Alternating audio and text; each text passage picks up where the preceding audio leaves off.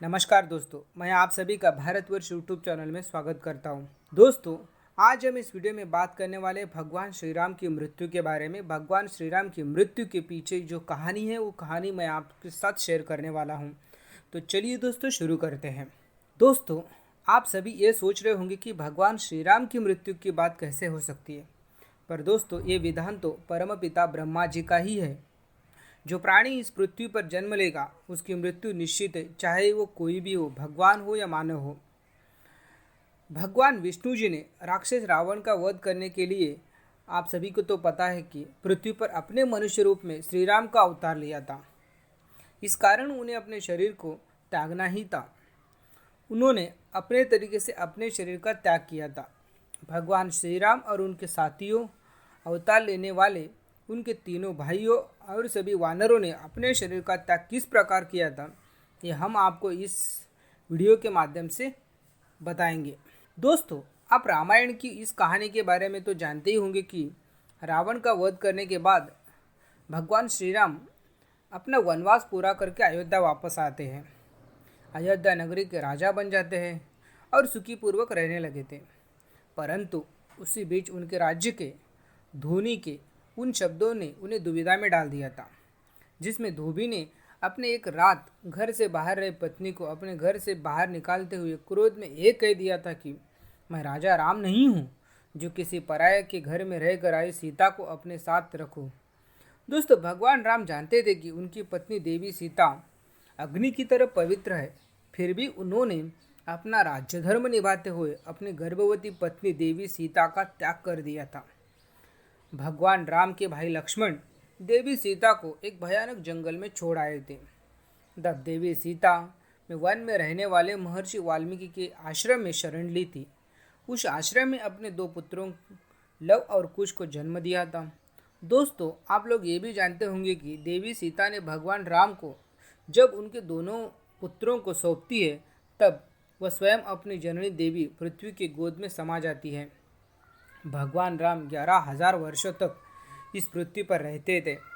जब 11,000 वर्ष पूरे होने के थे, तब एक दिन भगवान राम से मिलने के लिए एक तपस्वी आते हैं और भगवान राम से कहते हैं कि मैं आपसे कुछ आवश्यक बात करना चाहता हूँ, परंतु उससे पहले आपको ये वचन देना पड़ेगा कि जो कोई हमारी बात सुने या बात करते देखे, उसका आपको वक्त करना पड़ेगा। तपस्वी की बात सुनकर भगवान राम ने कहा कि ठीक है, ऐसा ही होगा। फिर भगवान राम ने अपने पास खड़े लक्ष्मण से कहा कि द्वारपाल के स्थान पर तुम कक्ष के बाहर पहरा दो। दोस्तों, जब लक्ष्मण जी कक्ष के बाहर पहरा देने लगे, तब कुछ तपस्वी ने भगवान राम से कहा कि मैं काल हूँ और मुझे ब्रह्मा जी ने आपके पास यहाँ भेजा है। आपने स्वयं ही 11,000 वर्षों तक पृथ्वी पर रहने की अवधि तय की थी, जो पूरी हो चुकी है। इसलिए अभी आप और रहना चाहते हैं या अपना परम धाम वापस जाना चाहते हैं। दोस्तों, भगवान श्री राम काल के साथ कक्ष में बात कर रहे थे कि तभी दुर्वास ऋषि आ गए और द्वार के बाहर पहरा दे रहे लक्ष्मण से कहा कि श्री राम को मेरे आने की सूचना दे दो। परंतु लक्ष्मण जी ने भगवान श्री राम के आदेश का पालन करते हुए दुर्वास ऋषि से क्षमा मांगते हुए ये कह दिया कि भगवान राम अभी आपसे नहीं मिल सकते, आप थोड़ी प्रतीक्षा कीजिए।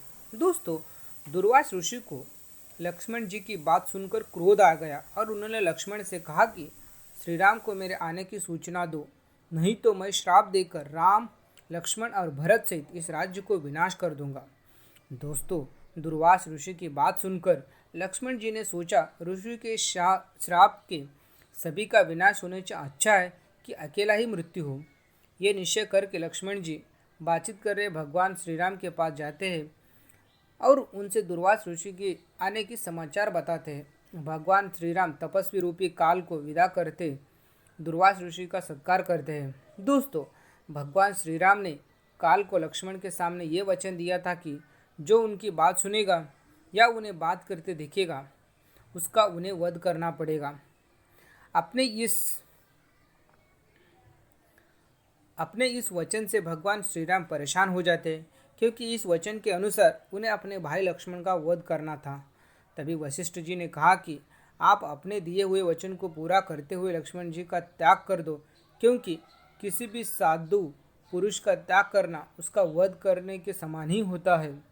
वशिष्ठ जी की बात सुनकर भगवान श्री राम लक्ष्मण जी का परित्याग कर देते हैं। दोस्तों, इस कारण से राम के परित्याग कर देने से लक्ष्मण जी वहाँ से आंसू बहाते हुए चले जाते हैं और सीधे सरयू नदी के तट पर जाकर आचमन करते हैं और हाथ जोड़कर अपने संपूर्ण इंद्रियों के वश में करके अपनी सांस रोक लेते हैं।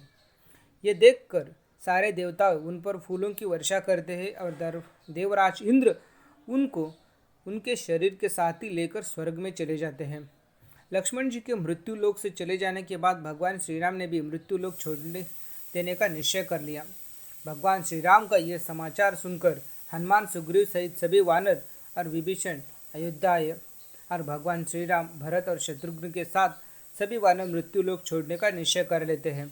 भगवान श्री राम ने हनुमान, विभीषण सहित 5 लोगों को मृत्यु लोक छोड़ने से मना कर दिया, पर सभी वानरों और अयोध्या वासियों ने भगवान श्री राम के साथ सरयू नदी में प्रवेश किया और सरयू नदी के जल में विलीन हो गए। तो दोस्तों, ये था भगवान श्री राम की मृत्यु के रहस्य के बारे में। आपको ये वीडियो कैसे लगा आपको मैं कमेंट बॉक्स में ज़रूर बताइए और ऐसे ही वीडियो देखने के लिए आप हमारे चैनल भारतवर्ष के साथ बने रहिए। चलिए दोस्तों, इस वीडियो में इतना ही। Thank you for watching this video.